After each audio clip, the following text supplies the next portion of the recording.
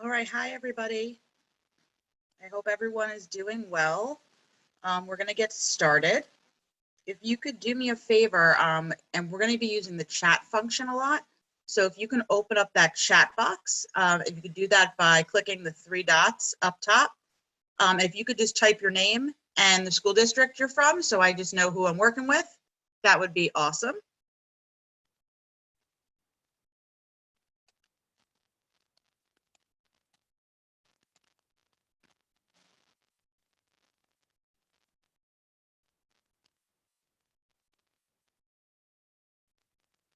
All right, thank you. As you guys are going, so if you just, again, open up the chat function, just type your first and last name and what school district you're from. It kind of just helps me take attendance as well. That would be great.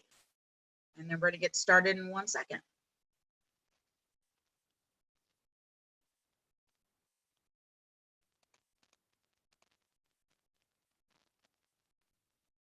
Hi, this is Bessie Davis, and I'm with Dionne Warwick. I am not on Zoom. I am on the phone, so. No worries. I will write that down. Thank you. And I *6 to unmute.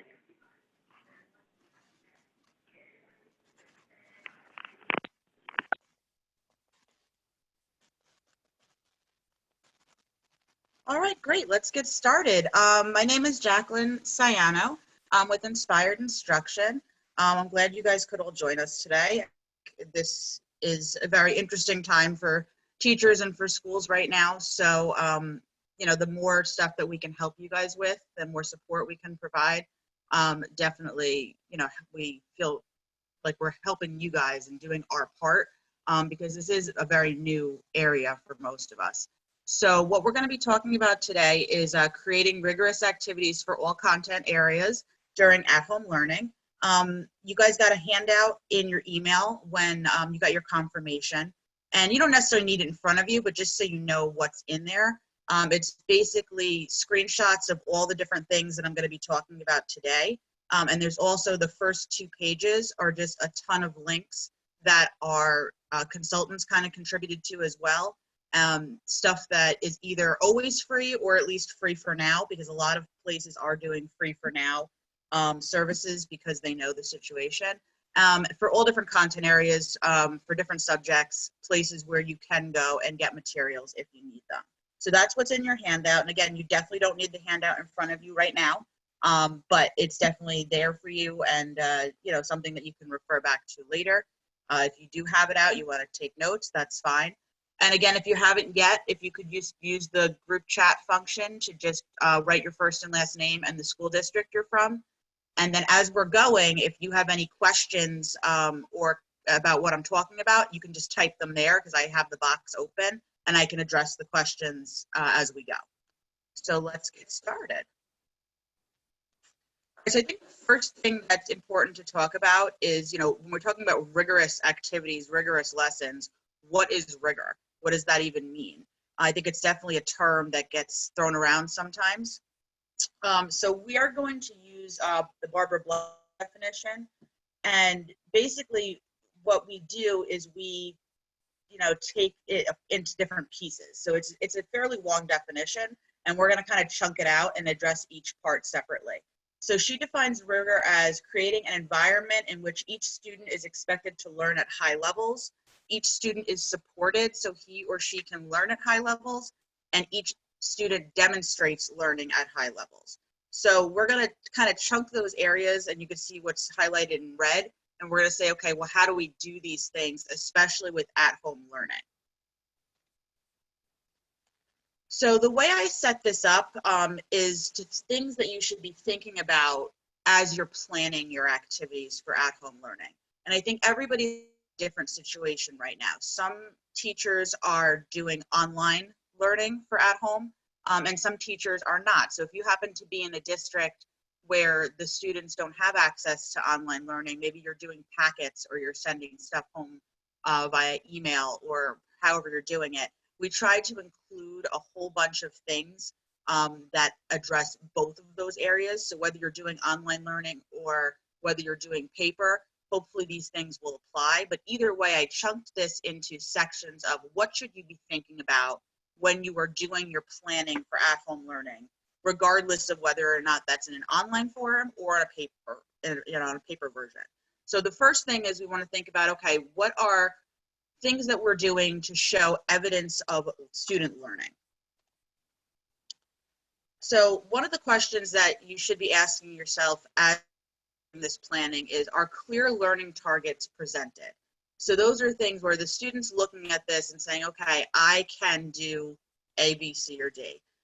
So very similar to objectives, but this is, in student-friendly language. So by the time, they're finished with this activity, the student would be able to say, I can, multiply multi-digit numbers or whatever it happens to be.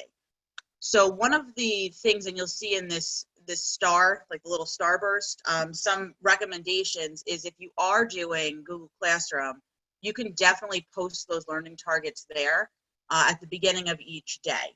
So you can say, okay, today, by the end of today, you should be able to say, I can do whatever. If you're doing take-home work, you can definitely type that up or write it out and put it on top of the packet. By the end of the activity, by the time you finish this lesson, you should be able to say, I can do whatever the objective is. The same thing goes for student exemplars. Student exemplars are really important when we talk about rigor. And basically what you're doing is you're providing them with something that gives them a guideline of what your expectations are for the particular activity or lesson. So I know for me, a lot of times, I saved student work, and if it's stuff that I've done in the past, I just replicated, made a copy, added it to my Google Classroom or whatever, of something that a student had done in the past that I would consider, a high score or had achieved all the objectives. If you don't have that, if you're doing something new, because this is a new situation, you can definitely create an exemplar of like, hey, this is kind of what I want this to look like. And really anything that's going to guide your students.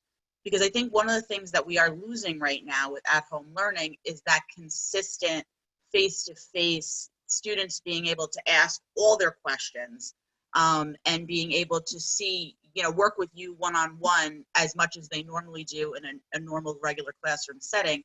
That's kind of getting lost. So with the student exemplars, way to provide students with kind of a guideline without you actually being in front of them. And again, you can do that on paper, or you could do it by posting it in your Google Classroom, by emailing it, whatever forum you're using. Another question you should be asking yourself in regards to rigor is, are you giving rubrics at the start of an assignment?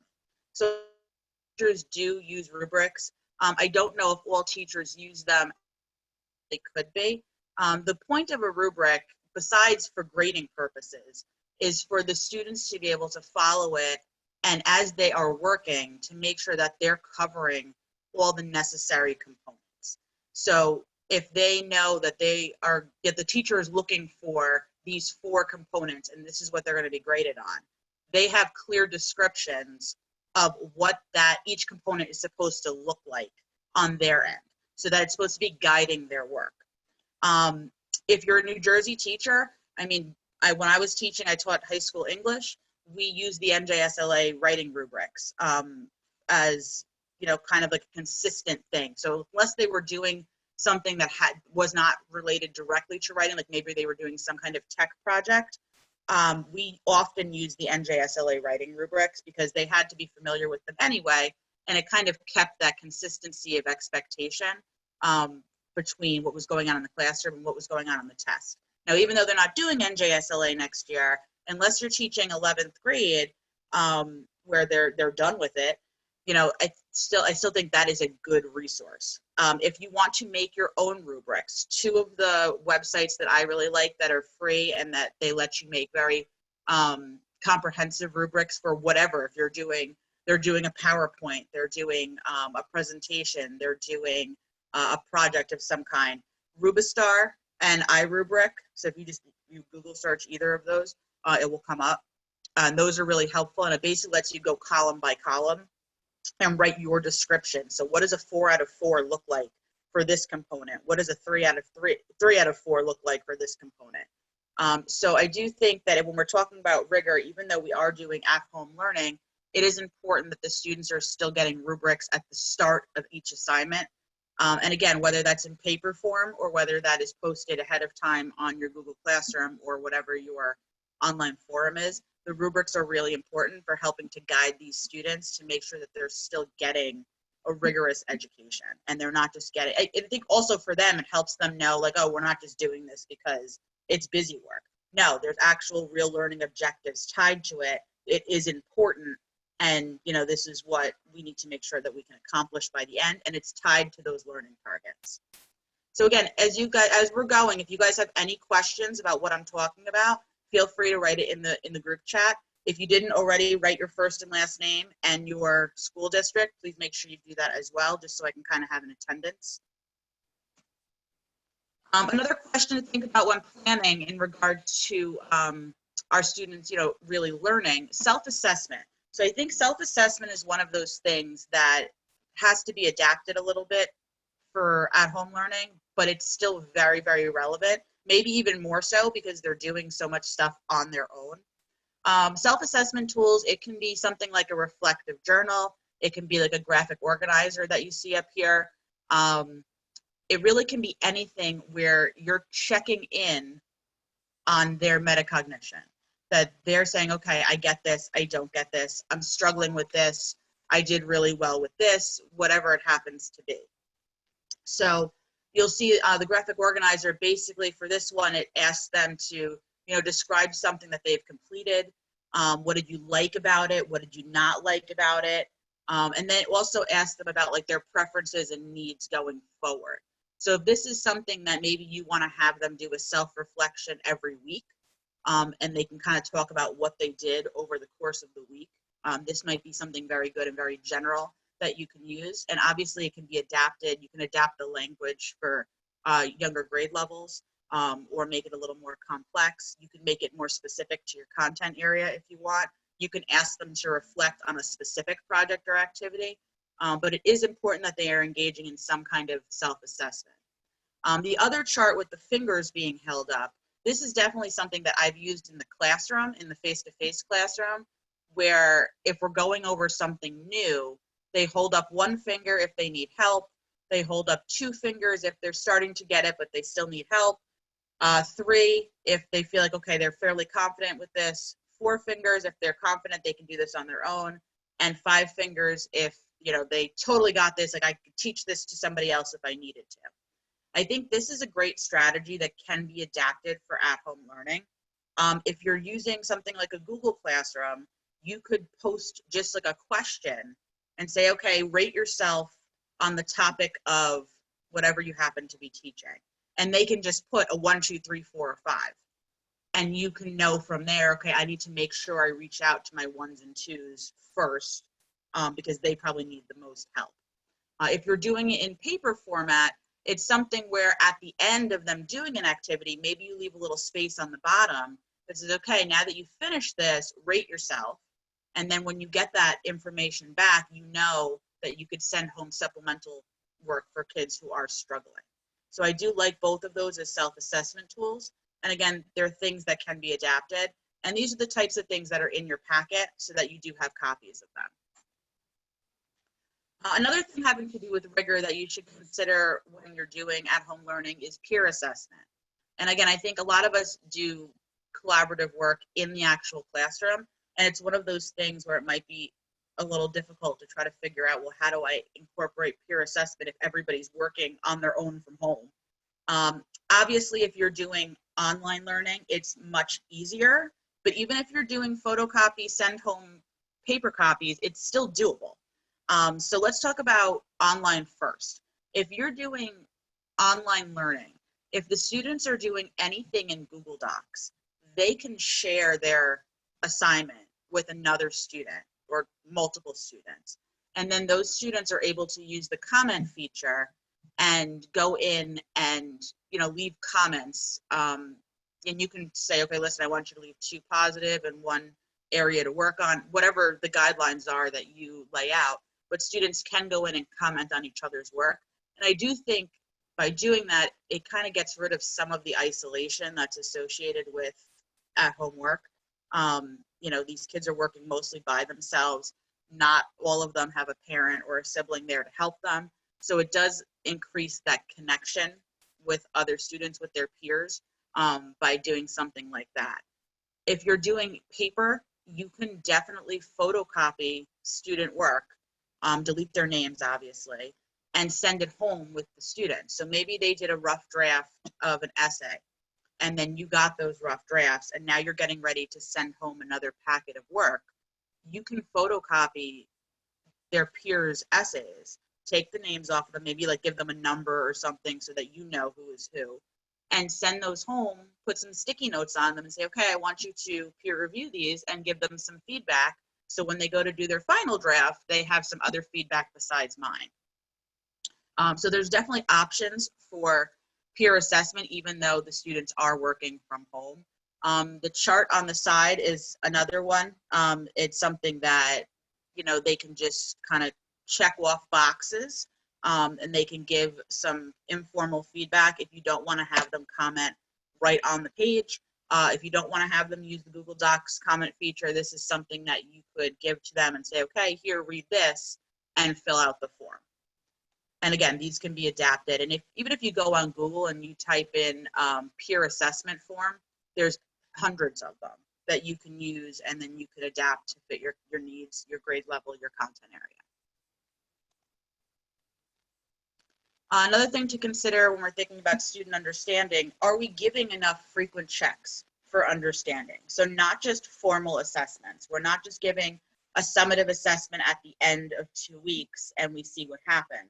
We're giving opportunities throughout our at-home learning process to make sure that the students are understanding what they're reading, what they're doing, and we're not waiting till the end and be like, oh no, the students really don't get it. And by that point, 2 weeks have gone by and it might be too late to go back. So frequent checks for understanding, that really can be anything. It's anything where the students are demonstrating to you that they get it or they don't get it.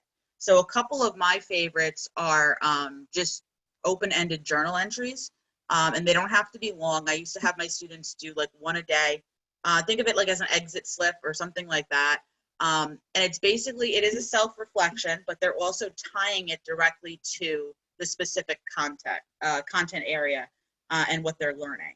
So if you look in the orange box, you could give them all or some of these questions. Let's say we're doing science and we had them, read, we had to read them a lab report. So maybe you ask them, okay, what surprised you about whatever you read in this lab report? And by their reflection, even though it's not a quiz or it's not a test, by their reflection, you're going to be able to tell, did they really understand what they read or not? And if they didn't, it gives you an opportunity to make sure that you check in with that student, maybe provide some extra review. The stop and jot bookmarks on the other side, I also really like. Basically, it's just a little graphic organizer for if your students are doing reading, and I'm sure a lot of us are assigning at-home reading as a bulk of what the students are doing because they don't have the opportunity to read in class, obviously. This is just basically little boxes where maybe you tell them every 2 pages or every page or every paragraph, they need to write something down in one of those boxes that stood out to them. Maybe you have them write down questions. What questions arise as you're reading? And basically, it's a place for them to keep track of what they're reading, things that stand out to them, things that are interesting, things they don't understand. And then you could always turn that into a class discussion. If you're using something like Zoom or Google Classroom, they can use those as a talking point. So that's definitely something that you can use for later. If you're doing paper, you could have them use one of their questions as part of a journal entry. Okay, what's your question? Write it down. Now you need to go and try to figure out an answer to that question. Do some research, reach out to whoever you need to reach out to, and kind of work through it. So again, all these things, we tried to make them adaptable to whatever your situation happens to be. All right, next area, questions to ask during planning. Are we providing, and how are we providing, productive student feedback? And again, it's something that feedback is one of those things that We do it all the time in the face-to-face, but it's sometimes difficult to try to figure out how are we going to do this when we're working from home. So one of the questions you want to ask yourself in regards to rigor, real-time feedback. Are there opportunities for real-time feedback? Meaning that you're doing it in a timely fashion, not necessarily the second the kids write it, but within, you know, a timely fashion that it's not waiting and sitting 2 weeks. So this real-time feedback thing, I think, is more of a struggle if you're not using any online teaching at all. This might not be something that is as easy to implement if you're doing send home packets, but if you're doing any kind of technology related teaching right now, real-time feedback is a totally doable thing. For me, the easiest thing to do was the Google Docs comment feature. When my students were doing something and I knew that they were working on something at a certain time, I would go in. I always would tell them I was like spying on them. And I would go in and I would see where they were, and I would pop open a comment. And you do that by clicking that little, looks like a little conversation box next to where it says share. And it would open up a spot for me to type a question like, oh, you know, is there some research you can use to support this, or just some kind of feedback like, oh, don't forget to check your spelling and grammar when you're finished, or positive feedback, nice job, I really like your introduction. And that real-time feedback, it does a couple of things in this current scenario. First of all, it gives you that connection to your students that we're all kind of lacking right now because of the situation. It lets them know that you're there to help, you're watching, they're not doing this just because they have to, you know, because they have to do it because, oh, we're at home and it's busy work. It gets rid of all that. So I definitely think anytime you can use real-time feedback, it only improves the positive rapport between students and teachers, because it shows that you do care. It shows that you are watching what they're doing. You are there to help them.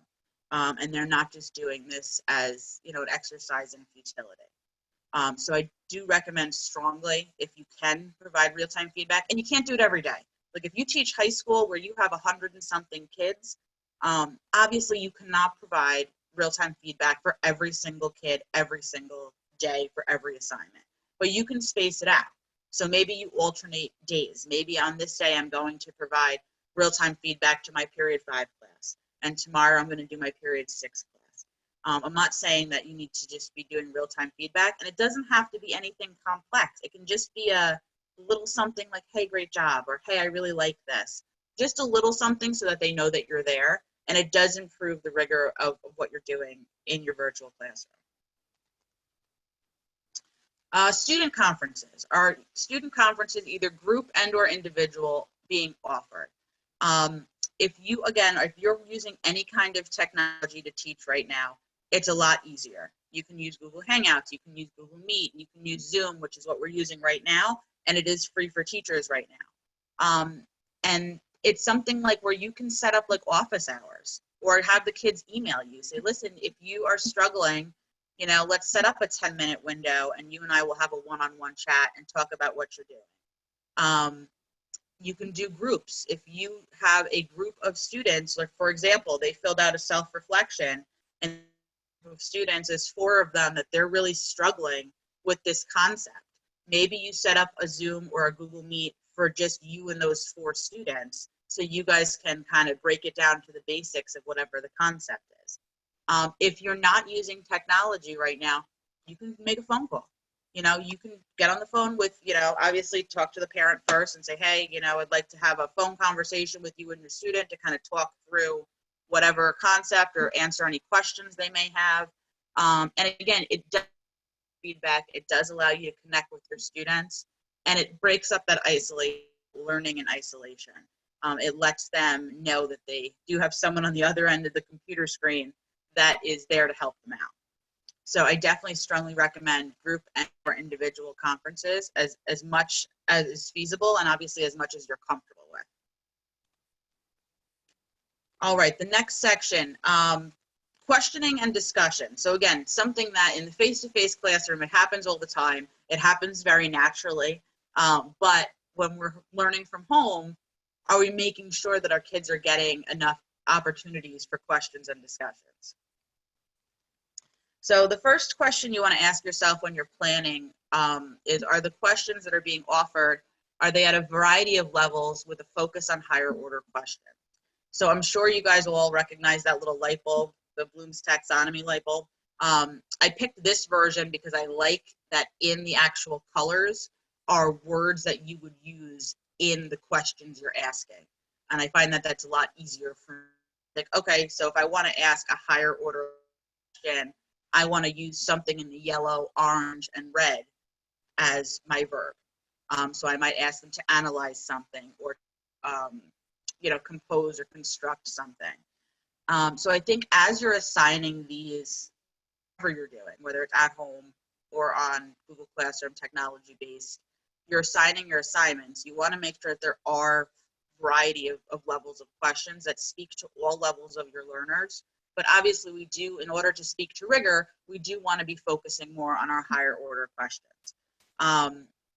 And again, this could be, if you're making a study guide that you have to send home with the kids, making sure just there's a variety of questions being asked.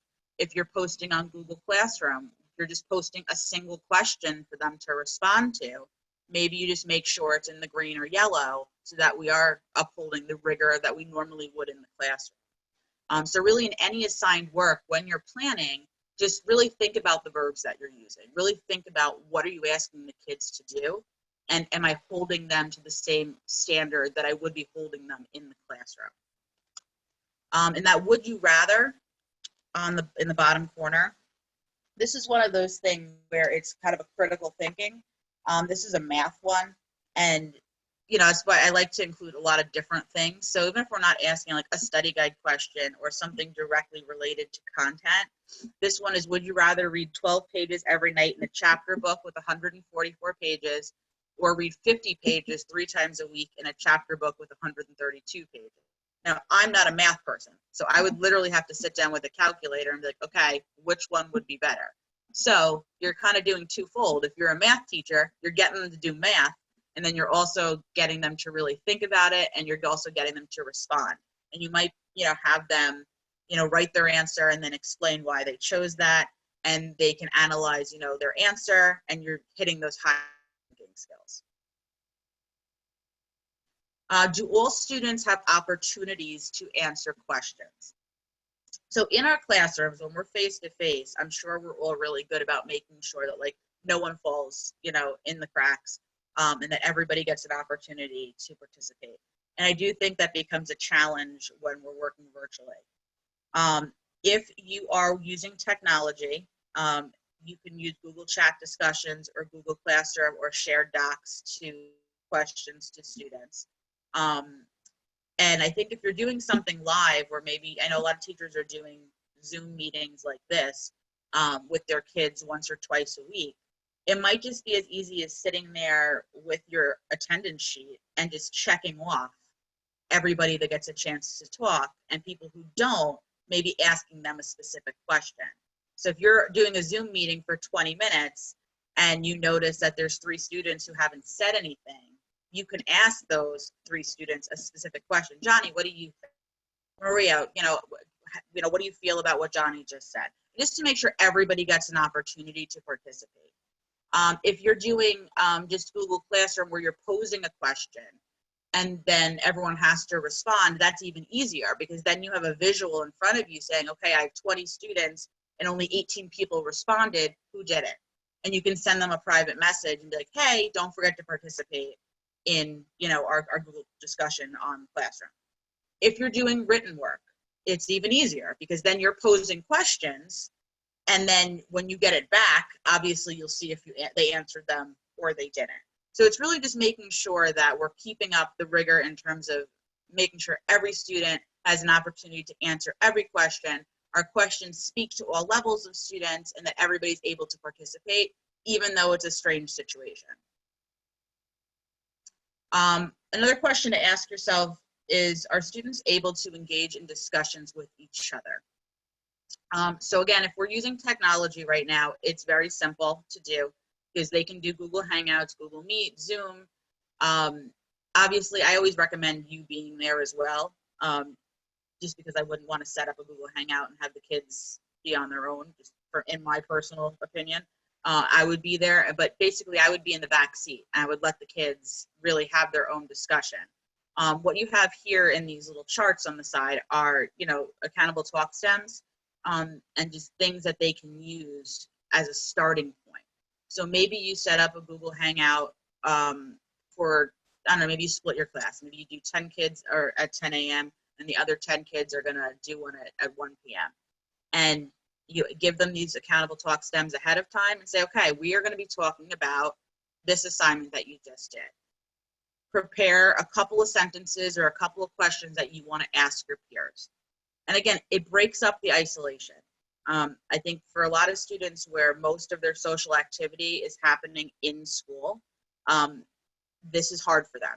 I mean, it's hard for us, so I know it's hard for them. And this helps them just have some interaction with their peers. And yes, it's academic, but it gives them an opportunity to chat with each other. If you're not using a technology platform, if the students do have access to email, you can set up an email chain where maybe you ask a question via email to whoever has it, 3 or 4 or 5 kids, and then they hit reply all, and then they can all kind of chat with each other.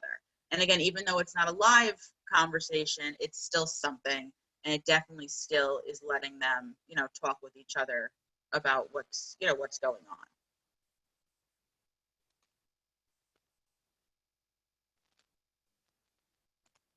Uh-oh.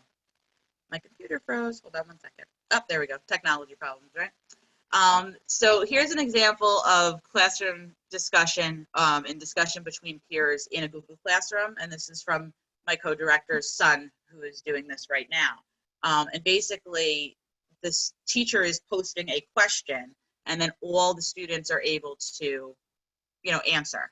And they're able to respond to each other. So if you look at the last one on the bottom, Clarabelle's like, I agree with James, and then she talks about that. So I definitely think giving those students the talk stems is really helpful, because they can use those as a jumping off point as they're responding to each other. So I teach online master's courses. So I know when my students are working in the discussion forum, they're not only required to post their own post, but they actually have to respond to at least 2 others.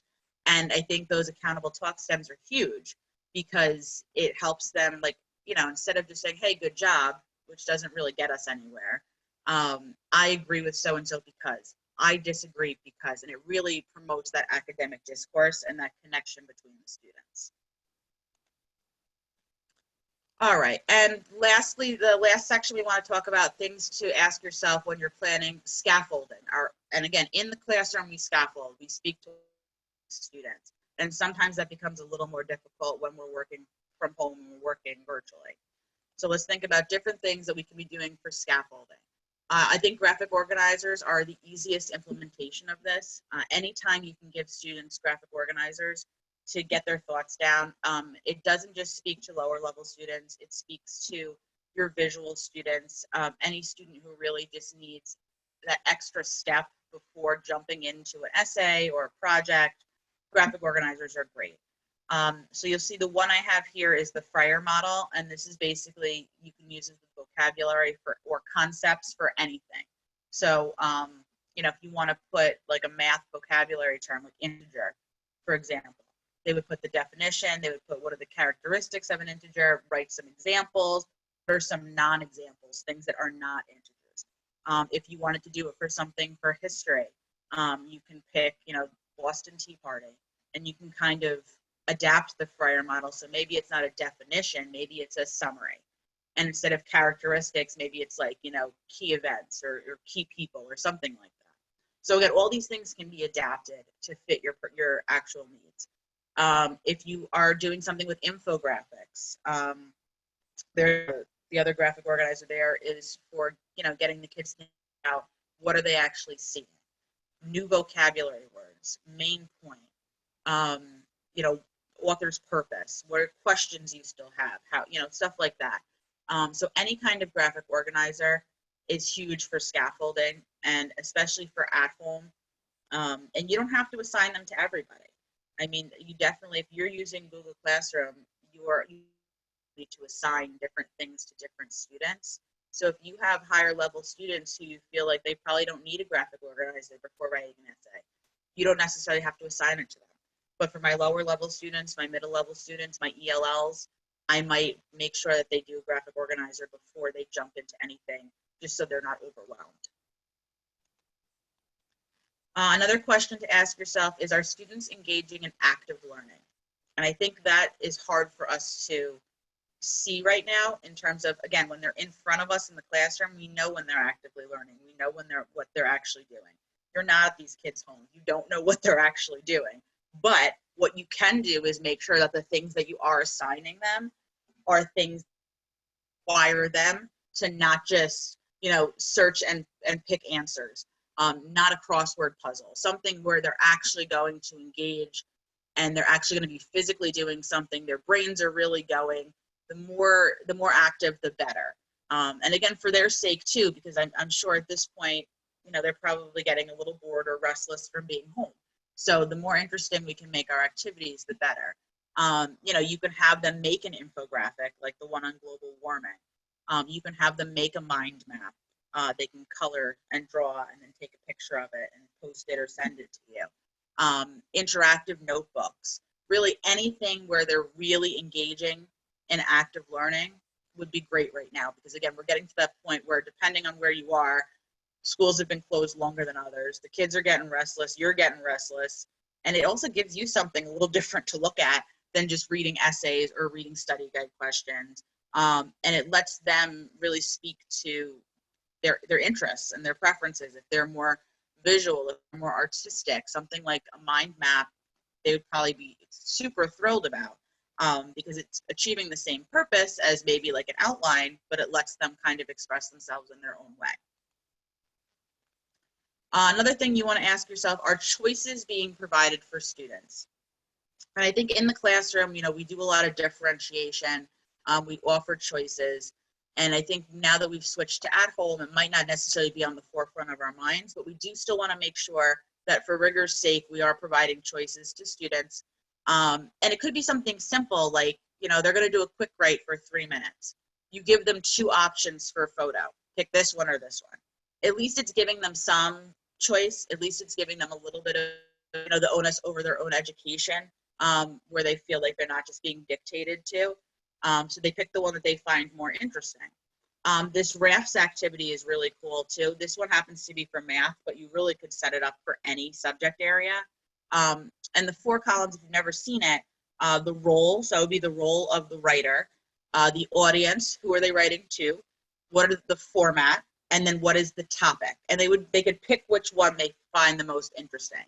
So if we're doing math, like if I pick row 2, I am an acute triangle. I am writing a Dear John letter to an obtuse triangle about our differences. Or if I go to the bottom, I'm going to be the plus sign. I'm going to write to the multiplication sign. And I'm going to write a romantic card, why we go together. And again, you're engaging them in critical thinking. It's still content area related. They get a choice. They pick something that so like your more artistic kids might pick the card and they might decorate it. Your more verbal kids might pick in the instructions to write, but at least it gives them some kind of a choice in what they're doing. Because again, at this point, it's getting hard, okay, right? So a lot of teachers I know that I've spoken to are running out of ideas. So I'm hoping that these provide you with at least some creative ideas that aren't too difficult for you to adapt and that you can use and that your students will appreciate, and that it breaks it up for you too, because who wants to keep reading the same things over and over again for weeks on end? So with that being said, and in the effort of breaking things up and making sure that you guys have as many resources as we can possibly provide to you, we have uploaded over 90 free lesson plans and activities onto our website that you can download. There's thematic units for grades 2 through 8 in both ELA and math. And I just put some of the ones that stood out, but there's tons of stuff on everything. Writing dialogue, so for narrative writing, and analyzing verbal irony and figures of speech, reading informational text. There's a couple of statistics, high school math ones, conflict resolution and SEL stuff that can be used for any content area. There's tons of stuff available for you guys to download for free. And then we're also adding stuff every week, and even sometimes in between that. So if you go on there and you're like, okay, I have to cover this next, but I don't know what to do, you can definitely email me and I will see what I have, anything that I can post up there for you. And that's fine, because again, I'm adding stuff anyway. So if I can personally help you, that would be perfect for me, because then I feel like, hey, I know someone's definitely going to be able to use this. So you have all these lesson plans and activities available for free. In your packet, we gave you all those websites that there's stuff available. We talked about all these different questions that for you to be thinking about as you're planning for instruction. And I know it's a lot right now. Everybody's overwhelmed. Everybody is in a new situation. So I'm hoping this kind of just helped just to kind of narrow down what are the most important things. Like if I'm really trying to make rigorous activities and lessons for my students right now, whether I'm doing technology or paper, these are the things I should be focused on. And hopefully it just narrows it down and it's not so overwhelming. So lastly, if you have any questions, definitely put them in the chat box and I'm happy to answer them now. If you feel like you need more one-on-one help or training, if you're an administrator, we're offering virtual coaching, we're offering virtual PD. If you're a teacher, you can definitely speak to your admin about that and we can see if we can set something up. I put my email address on there if you have any other questions or if you are looking for specific materials. And on our Facebook page, we are adding stuff every day, resources, lessons, stuff like that. So if you follow our Facebook page, you'll be able to get access to all the new stuff that we've put up as well. So again, I hope this helped. I hope it kind of eases your mind a little bit in terms of focus areas. I hope you got some new ideas out of it, stuff that you could apply right now for next week for your students. And if anybody has any questions, now is the time to ask.